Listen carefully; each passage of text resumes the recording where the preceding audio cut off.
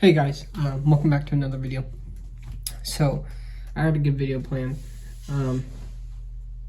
and I think you'll find it pretty interesting. So I got 5 tips today, another 5 tipper. But before I get into that, make sure you hit the subscribe button and hit the little bell and leave a comment. Really helps the algorithm and helps us. I appreciate it. Thank you guys. So let's jump into today's video. So I got 5 tips for hunting on the ground.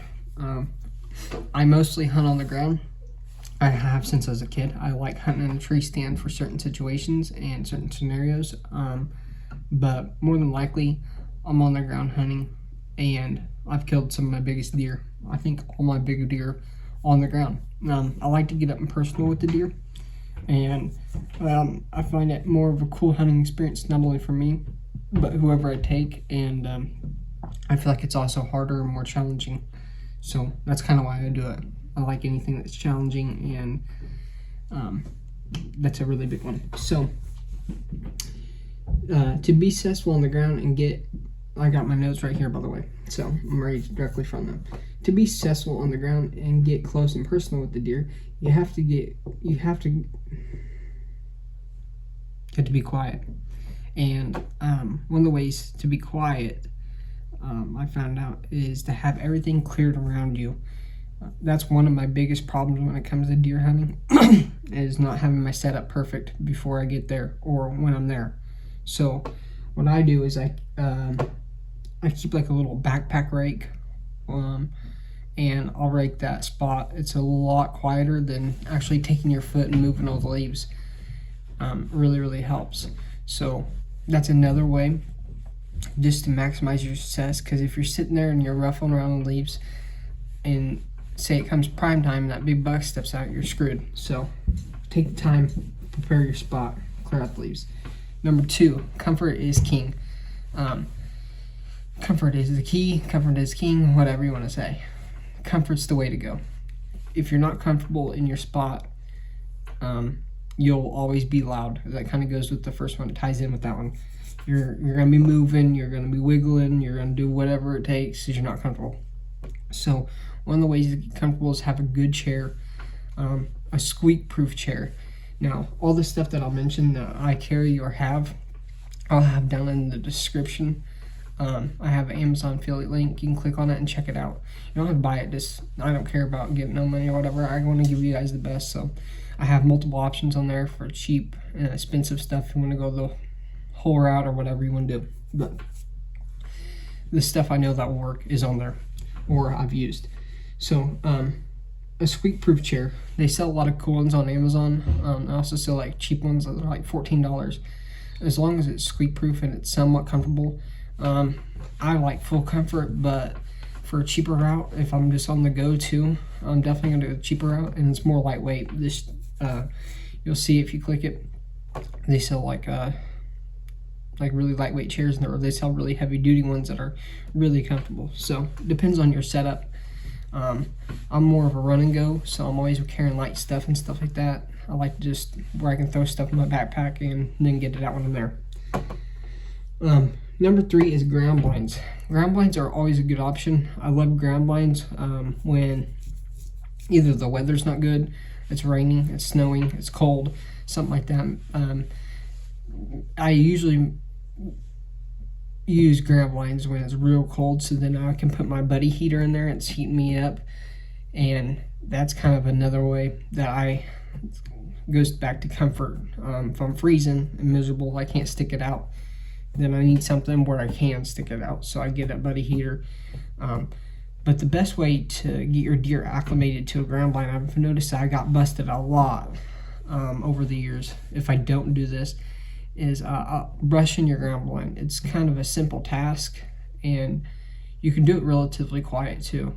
If you're out there hunting that day, always get in there a couple hours early if I'm hunting a ground blind and I haven't brushed it in yet. But I usually brush it in before season, and then take it out right when season ends. A lot of guys don't like to leave their ground blind out there all year because they kind of get tore up. I'm just one of those persons that would rather have my ground blind out there, and the deer hopefully don't see it, but if they do, they know what it is. So that's kind of another one. But yeah, brush in your ground blind and clear out that spot even in your ground blind. Get all the rakes out, or get all the leaves out, rake it out. Do whatever you got to do to clear that spot out. When hunting on the ground with a ground blind, my absolute favorite, or like without a ground blind, my absolute favorite is to build like a homemade type fort. I don't know if it reminds me of a kid or what, but a homemade fort, like with just a whole bunch of sticks, trees, logs, whatever piled up in front of you, and you're sitting behind it. I think that's the coolest way of hunting, because it gives you kind of cover from the deer, but also the feeling that you're like completely on the ground without anything, and it's kind of like a so real feeling. I killed my biggest deer without any kind of ground blind, nothing, so it really don't matter. Like, I barely had any cover at all when I shot my big deer, so it kind of just goes to show that you really don't need much, but a lot of people think you need everything.